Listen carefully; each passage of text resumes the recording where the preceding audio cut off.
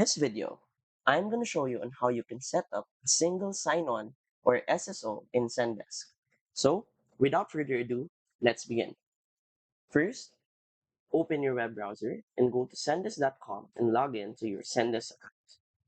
Once you're inside the main dashboard, go to the top right, click on Support, and then from the drop-down menu, click on Admin Center. Now, you would be redirected to another tab. From here, click on Account on the left panel, and then under Security, click on Single Sign-On.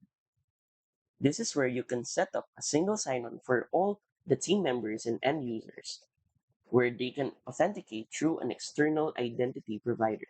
So, to create one, simply click right here, and as you can see, there are three choices that you can use. So, if you choose one of this, you simply have to provide all the needed details right here, like the configuration name, the SAML SSO URL, assuming you want to use an SAML configuration, the certificate fingerprint, a remote logout URL, and the IP ranges. Of course, you can also choose whether to show button when users sign in. Once you've added all of those information, simply click on save, and just like that, you have a single sign-on set up on your Zendesk. So, if you find this video helpful and want to support our channel, feel free to use our affiliate link given on the video description. Thanks for watching, and I will see you in my next video.